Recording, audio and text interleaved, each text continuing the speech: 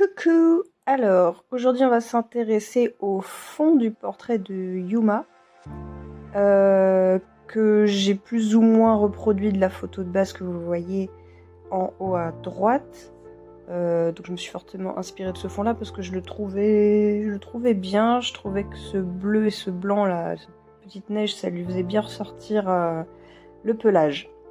Alors ce que j'ai commencé à faire déjà, c'est travailler cette zone bleue là sur la gauche, donc je l'ai délimitée et je commence au crayon parce que, comme je vous l'avais expliqué dans une autre vidéo, moi le bâtonnet c'est pas trop mon truc, bizarrement. Je sais que c'est bizarre, je sais pas pourquoi, j'arrive moins à faire des fonds homogènes avec un bâtonnet, et surtout ça me fout des miettes, ça me fout du pigment partout, enfin voilà, j'ai plus de précision avec le crayon. Alors par contre, pour mes fonds, j'utilise pas beaucoup les Faber-Castell, j'allais dire pas du tout, mais là j'en utilise un. J'utilise plutôt les Carbotello de la marque Stabilo parce qu'ils sont plus tendres, ils sont plus friables, je sais plus comment on dit ça. Bref, ils s'estompent beaucoup mieux. Donc je passe une première couche, puis une deuxième couche. Là je suis passée avec un Faber-Castell d'un bleu un peu plus foncé que celui du départ. Et donc l'idée générale, c'est d'avoir assez de couches de pigment pour pouvoir ensuite estomper et obtenir une texture très lisse sans aucun coup de crayon pour que ce soit vraiment net. Donc là j'ai mis 2 couches de crayon, je crois, et je commence à faire un premier estompage grâce à cette petite éponge très pratique que j'aurais dû laver d'ailleurs parce que j'ai fait une vieille trace au début, mais c'est pas grave, ce sera recouvert après. Hop, donc la première estompe, ensuite je viens repasser par-dessus parce qu'en fait c'est comme ça que ça marche, il faut passer pas mal de couches. Alors c'est pour ça, oui, on peut se dire, c'est débile de faire des fonds au crayon, ça gâche pas mal de mine, alors qu'avec un bâtonnet, ça serait sûrement fait plus vite, mais bon, je sais pas, mes bâtonnets, je ne les aime pas, et j'en ai qu'une boîte, et ouais, je suis un peu fâchée avec les bâtonnets, donc je fais tout au crayon. Surtout pour les petits formats, là c'est un 30-22, donc finalement ça va assez vite. Donc là je reviens avec mon Faber-Castell plus foncé. Le Faber-Castell s'estompe un peu moins bien. Du coup ça permet de... Vous voyez là je veux faire une différence de bleu en fait. Dans cette tache bleue il y a un endroit plus foncé qu'un autre. Et donc avec ce crayon là ça va plus rester sur la feuille.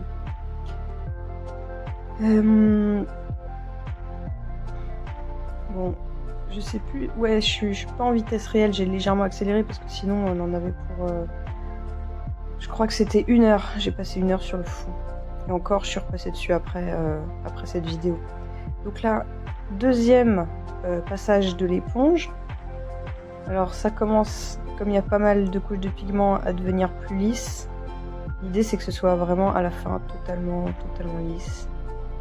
Je veux pas avoir les coups de crayon, je veux que ça fasse un fond complètement flou pour que ça mette bien en avant le chien au premier plan qui lui est net. Voilà, donc j'estompe soit à l'éponge. Là j'ai fini un peu au doigt aussi, qui est moins efficace que l'éponge. Alors, donc la tache bleue, pour l'instant je m'arrête dessus, enfin je m'arrête, et je commence la partie du haut. Alors c'est c'est un paysage enneigé, et il y a comme un arrière-plan en haut, où commence un bois, une forêt. Donc là il y a une zone un peu bleutée, et au milieu il y a une zone blanche, mais qui en fait n'est pas totalement blanche, donc là j'utilise un gris bleu, très clair. J'ai ajouté un peu de bleu. En fait, dans un premier temps, je mets un peu les couleurs qui me viennent, parce que l'idée c'est de faire une couche de pigment pour avoir une texture lisse au final, une fois qu'on aura estompé tout ça. Quitte à ajuster après. Mais là, comme c'est une zone très claire, il faut que j'y aille tout doucement. Ah, là j'utilise... Ouais, non, c'est toujours le gris-bleu. Oui, donc comme c'est une zone très claire, il faut que j'y aille doucement avec les couleurs, hein, parce que sinon j'arriverai pas trop à repasser du blanc par-dessus. Même si, en cas de problème, je peux toujours venir avec un bâtonnet blanc pour le coup, pour donner un coup de blancheur. Voilà. Un petit coup d'éponge encore une fois.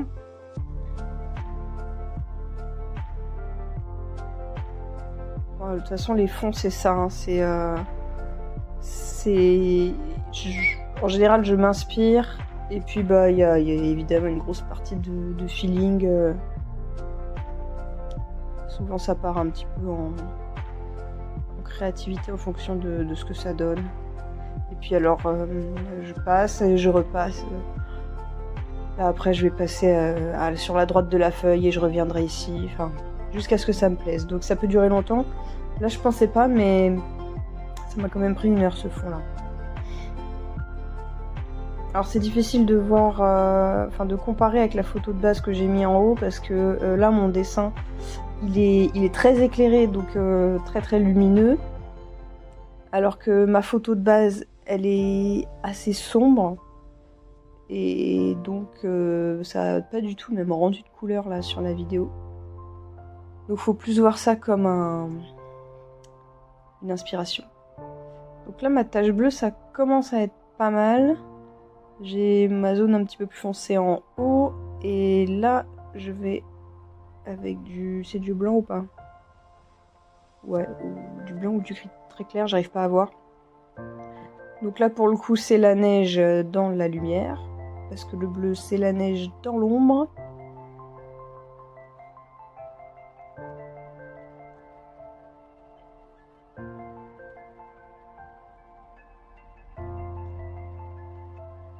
Hop, estompe avec les doigts. Waouh, j'avais remis du vernis. Ça ressemble à quelque chose.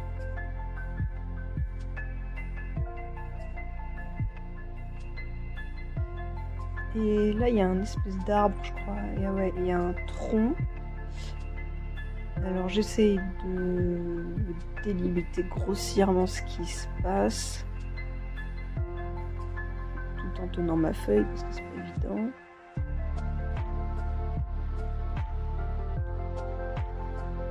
On floute.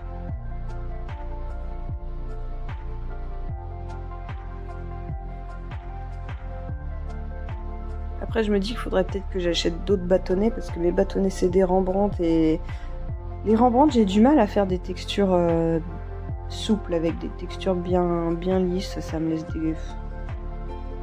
Je sais pas comment vous expliquer, ça me plaît pas. Après j'ai d'autres bâtonnets mais ils sont super friables, alors là pour le coup ça en fout partout. Surtout pour faire des petits détails comme ça, je suis plus à l'aise avec des crayons. Alors là, j'ai ajouté du brun, enfin du ocre même. Parce que là, on est en train de recréer du bois. Donc, il faut mettre un peu autre chose que du bleu. Et en plus, ce qui est sympa, c'est que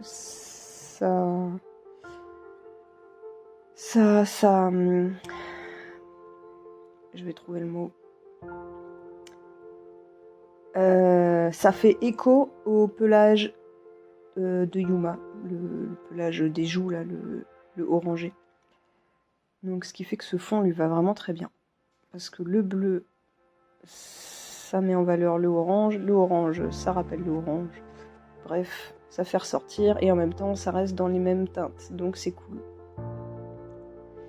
On continue d'estomper toujours, parce qu'en fait, un fond c'est ça, c'est vraiment mettre des pigments, estomper, mettre des pigments, estomper, mettre des pigments, estomper, jusqu'à ce que ce soit joli et chouette. Mais attention, parce que si on met trop de pigments, à la fin, on a du mal à contrôler les couleurs, parce que tout se mélange trop, et ça fait de la bouillasse. Hein.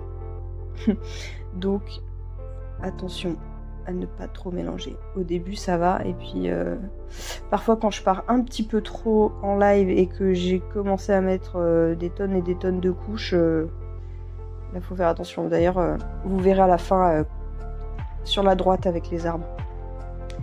Alors là, j'essaye.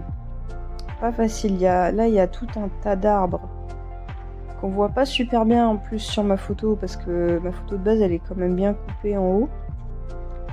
Donc l'idée, c'était de recréer les troncs et de faire comprendre que c'est des troncs. On n'y est pas encore tout à fait.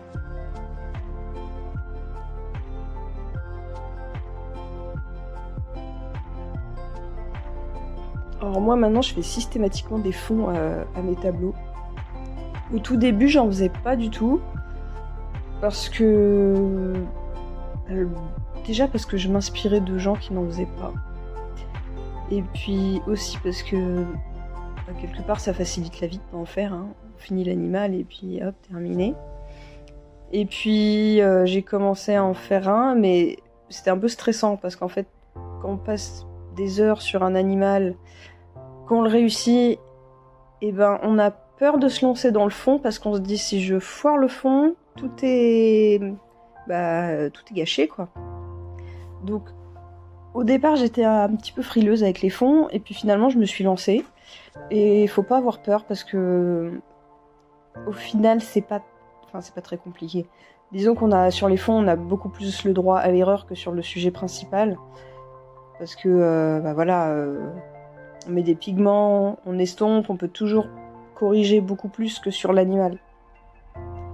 Donc ce qu'il faut c'est quand même un peu savoir ce qu'on veut faire au départ, c'est ça qui est important. Bon là c'est facile, je m'inspire de la photo de base, parfois quand j'ai une photo avec un fond pas terrible, je fais un petit montage avec Photoshop et je mets un fond qui peut être sympa et qui du coup va m'inspirer pour le dessin après. Mais je me lance rarement à l'aveuglette dans les fonds parce qu'il faut quand même être sûr que ça mette en valeur le sujet et pas que ça le gâche, quoi. Alors là je suis dans ma forêt qui n'était pas évidente à faire.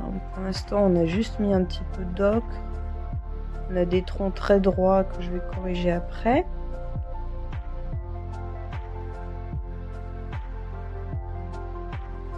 Bon là je vais peut-être accélérer un coup parce que je crois que j'ai passé beaucoup de temps sur cette zone là.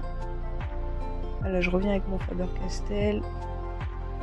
Bien marquer le bleu et justement qui se mélange pas trop à l'ocre parce que là pour le coup si j'estompe de manière anarchique ça va faire un gros mélange entre le ocre et le bleu, ça va faire de la bouillasse, ça va pas être beau. Alors là j'ai pris un brin pour commencer à tracer vraiment des troncs d'arbres et c'est là que c'est pas évident parce qu'il faut arriver à tracer des troncs qui soient qui ait du relief. Donc pour qu'il y ait du relief et de la lumière, il faut qu'il y ait une zone sombre, donc là avec le brun, donc en fait la partie du tronc qui est un peu cachée du soleil, et une zone claire pour leur donner un vrai relief. Et en même temps, il faudra que tout ça soit totalement flou. Parce que si c'est net, forcément, ça va pas rendre un arrière-plan lointain, quoi. Donc faut retravailler dessus. Là, je suis sur mon arbre à gauche. Hop, je te trace un petit tronc. Avec l'estompe, là, c'est pas mal, ça, pour flouter, justement. Une fois qu'on a tracé ces arbres bruns, là, c'est plus facile que le doigt ou l'éponge, c'est bien pour les grandes zones. C'est pas précis, mais ça estompe très très bien. Que les petites estompes, là, ça permet de flouter tout en restant très précis, donc c'est vachement pratique. Alors vous le verrez pas dans cette vidéo là parce que ça faisait trop long, mais par contre vous pourrez le voir dans le speed drawing que j'ai posté. Une fois que j'ai terminé le fond, la dernière étape avant de finir le portrait, c'est de repasser tout autour de mon sujet, donc là de Yuma, et de retracer tous les petits poils de l'extérieur du chien, c'est-à-dire le sommet de la tête, l'extérieur des oreilles, le dos et le cou, pour bien repasser par-dessus le fond. Parce que là, quand on crée le fond, en fait, on met de la couleur presque sur les oreilles. Vous voyez, là, j'estompe carrément sur l'oreille. En fait, on floute tout le contour pour être sûr que le fond, que les couleurs du fond aillent exactement pile poil le plus loin possible dans le chien. Parce que évidemment, si on laisse du blanc ou si la démarcation elle se voit, l'effet n'est pas bon. Il faut vraiment que le fond aille au maximum dans le sujet, quitte à après justement retracer les petits détails de l'extérieur du chien une fois que le fond est fait. Et là, comme ça, le sujet il ressort super bien. Alors, qu'est-ce qu'on fait là? On est reparti sur le bleu, et parce que oui, je commence à faire le fond, et là je regarde ma photo, je m'aperçois que finalement cette tache bleue elle est plus foncée que ce que je pensais, donc je reviens dessus et je la fonce, en particulier le haut, parce qu'en fait il y a une espèce de relief dans la neige qui est assez sympa visuellement, et donc je la fais. Et là cette tache elle a tellement de pigments que je peux allègrement estomper au doigt, ça marche bien. Parce que le doigt, s'il n'y a pas beaucoup de pigments, ça marche pas terrible. Vaut mieux utiliser l'éponge qui est beaucoup plus efficace. Moi j'aime bien me servir d'un peu tout. Voilà, ça commence à être pas mal là, la tâche. Et le flou avec la neige claire d'en haut commence à être pas mal aussi. Voilà, là j'estompe vraiment jusqu'au poil de Yuma, je veux pas qu'il y ait de démarcation. Cette zone commence à être bien.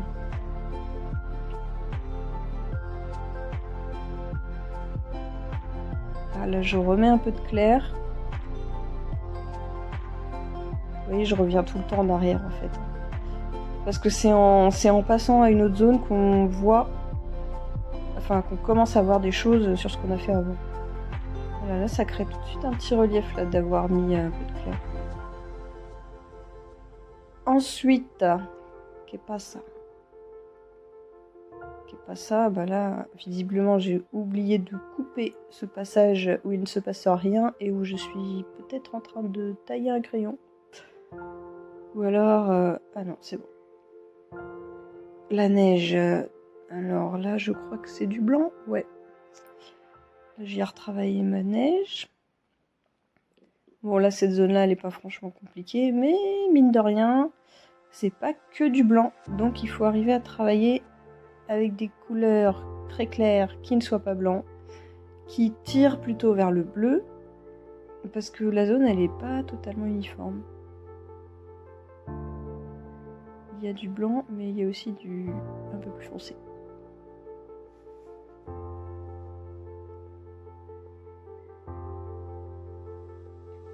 Là on commence à être bien.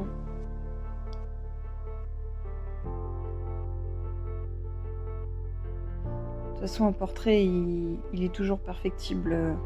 Là celui-là, vous verrez le speed drawing que j'ai posté, qui fait, je crois que je l'ai accéléré pour qu'il dure 48 minutes, donc il est rapide mais en même temps ça permet de voir beaucoup de choses. Et ben même après ça, une fois que j'ai montré le portrait à la personne qui me l'a commandé, elle m'a dit ah j'adore mais il était un peu plus foncé sur la tête, voilà. Et effectivement je me suis rendu compte que je l'avais fait trop gris clair sur la tête, et je suis revenue dessus après pour corriger ça, parce que au final on a un peu la tête dans le guidon quand on dessine, et il y a des choses qu'on finit par ne plus voir, donc c'est assez souvent que je recorrige une fois que je pense l'avoir fini, et c'est pas grave, au contraire ça l'améliore encore plus. Alors là je suis en train de travailler mon petit arbre au fond qui voilà, qui a une vraie belle touche d'ocre qui tout de suite amène un réalisme. Ensuite je repasse mon arbre qui était brun avec du bleu pour qu'il se fonde dans mon flou d'arrière-plan. Ouais, cette zone-là, enfin surtout les arbres là à côté, c'était pas évident. Là, je m'y suis pas trop aventurée. Je suis en train de fignoler toute la gauche et après je vais m'attaquer à la droite.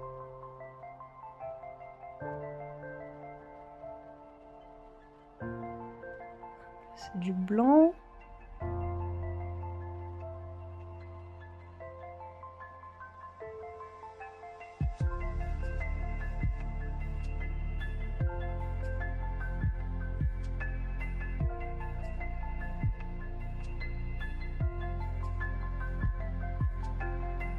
Bon, après, ce qui est galère avec les fonds, c'est que à force, parce que moi je ne fixe pas ma feuille, je fixe pas mon pastel mat sur le support là sur mon bureau, parce que j'aime bien pouvoir tourner ma feuille un peu comme je veux, et j'ai pas trop de support. Enfin bon, bref. Du coup, quand on fait le fond, pour maintenir la feuille, eh ben, il faut mettre ses doigts là où il n'y a pas de pigment, donc là en haut à droite ça va. Sauf que plus on avance, moins il y a d'endroits où tenir sa feuille. Donc il faut faire hyper gaffe, parce que si on met ses gros doigts sur les pigments, ça gâche tout. Donc il faut faire attention à ça. Alors là, ma petite forêt, elle en est où? Ouais, elle en est, je fais ça au feeling, à l'arrache, parce que ces arbres ils m'ont un petit peu embêté. Je les ai pas trouvés évidents à représenter, mais là ça commence un petit peu déjà à prendre forme. Je floute.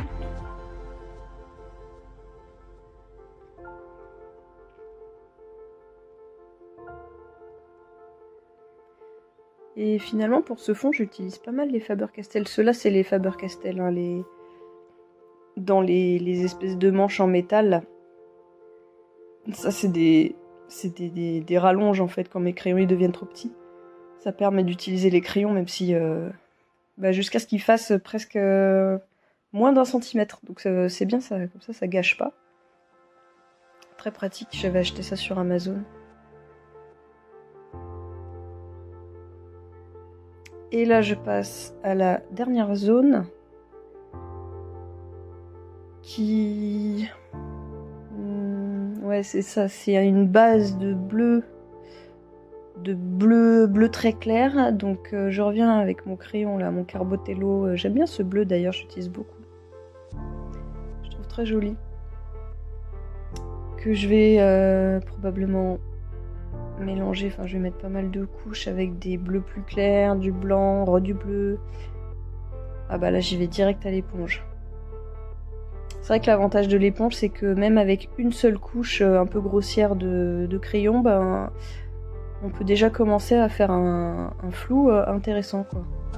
On n'est pas obligé de passer 15 000 couches. Donc ça c'est pas mal. Parce qu'ensuite j'ai des arbres à tracer par-dessus. Parce que c'est la forêt.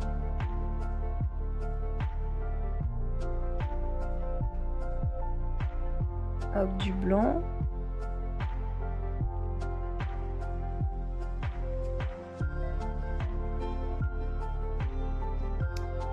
Apparemment il y a quand même une zone de bleu. Quand l'image elle est toute petite comme ça en haut du... l'image de référence en haut du cadre, j'ai moi-même du mal à voir ce qui se passe. Et là on voit que mon dessin il est grave éclairé par les lampes là, parce que c'est pas du tout le même bleu. Même moi je vois que les couleurs c'est pas les mêmes que sur mon dessin. C'est pour ça que même parfois j'explique à mes clients quand je leur envoie des photos. Pourtant je fais des photos, je photographie mes dessins avec un réflexe et au flash. Enfin vraiment, j'essaye d'avoir un résultat qui soit au maximum semblable à ce que je vois, enfin à mon dessin en réel. Et d'ailleurs les photos ensuite, je leur mets un coup de retouche sur Photoshop légère pour corriger la luminosité et tout, pour me rapprocher au maximum du dessin. Mais même comme ça, il y a toujours des petites différences. Faut vraiment le voir en vrai pour se rendre compte de ce que ça donne. Et là, en l'occurrence, En tout cas sur la vidéo, il est beaucoup plus clair que la réalité. Même le bleu, il fait bleu clair alors qu'il est beaucoup plus foncé. Alors là j'ai pris un brin pour tracer mes petits branchages. Et un ocre parce que finalement il y a le soleil qui tape sur les arbres et du coup il y a vraiment un côté jaune en fait dans les branchages. Et il faut, j'allais dire, voilà, maintenant mettre des ombres. C'est ça qui va créer le relief. Des ombres, des lumières. Et il faut arriver à flouter le tout après. Et que ça reste... visible, ces différentes teintes. C'est ça qui est pas super évident. D'arriver à flouter, mais sans tout effacer. Enfin, tout mélanger surtout. Alors là j'ai pris carrément un presque noir, un gris très foncé. Parce qu'il y a des grosses ombres à marquer. Voilà.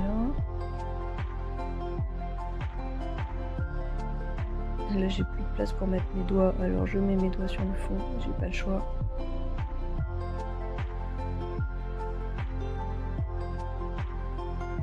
Mon ami l'estompe pour flouter sans trop tout mélanger. C'est hyper pratique ça, vraiment je vous le conseille.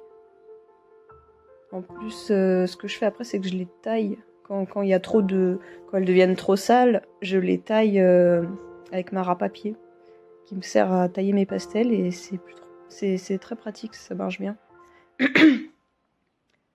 D'ailleurs, je pense que je vais faire une vidéo sur le taillage de mes crayons parce qu'on me le demande souvent.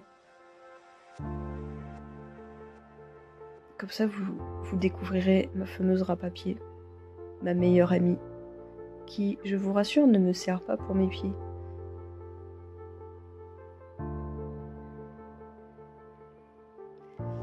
Voilà les petits branchages qui prennent forme. Alors il y en a qui sont très foncés parce qu'ils sont plus proches et il y en a qui sont très très clairs. Et là je viens passer un coup de bleu par-dessus le tout pour... ça permet d'intégrer vraiment les branchages dans le fond et de donner l'impression qu'ils sont loin. Ils sont un peu intégrés au reste, là un peu bleutés.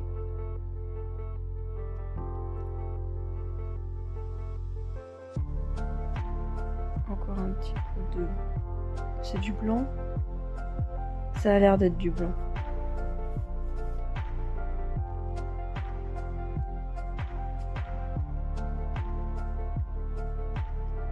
J'aime bien faire les fonds. Je trouve que c'est le moment chouette du portrait. Enfin, c'est le moment chouette. Tout est chouette, mais c'est un peu sympa. C'est pas du tout le même travail que sur le sujet et c'est intéressant à faire.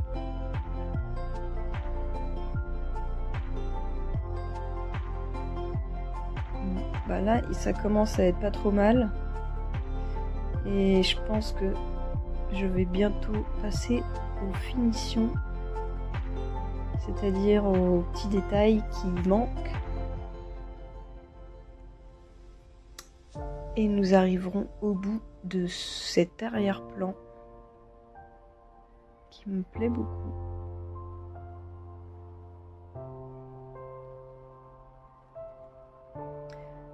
Et d'ailleurs, je l'ai dit dans ma précédente vidéo commentée, mais si vous avez des questions par rapport à tout ça, faut pas hésiter à me les poser. Que ce soit par Patreon ou par mes réseaux, Instagram, Facebook. De toute façon, moi je réponds toujours aux messages, donc vous pouvez y aller. Je réponds toujours avec plaisir.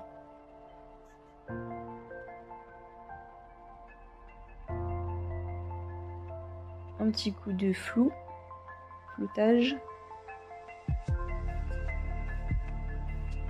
Avec la lumière, ma tache de bleu là en bas, elle fait fluo presque.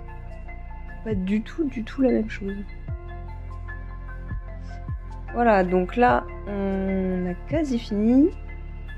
Et donc, je viens faire les petits détails. Donc en particulier dans mes arbres là-haut, je viens remarquer un petit peu les ombres et probablement aussi les lumières.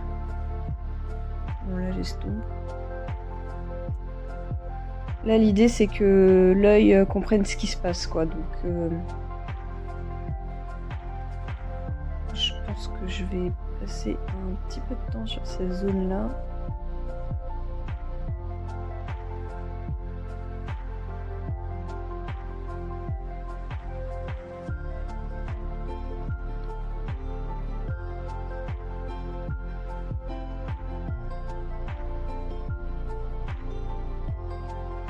Là, c'est ballot, j'ai la photo par-dessus.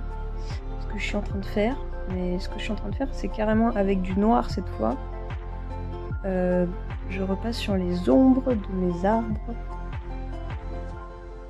Ceux qui sont les plus proches. Et aussi ceux qui sont loin là-bas.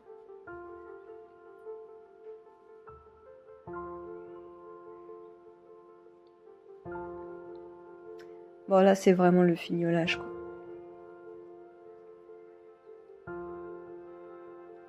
Mais bon vous avez compris l'idée.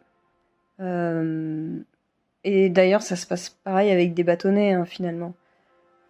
De toute façon un arrière-plan généralement on veut qu'il soit flou.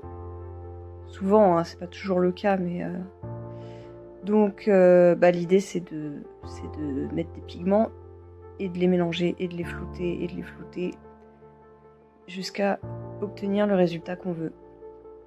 Sauf quand on se lance dans des arrière-plans un petit peu barrés, comme j'ai fait certaines fois, là, il y en a un où j'ai fait tout un tapis de feuilles mortes.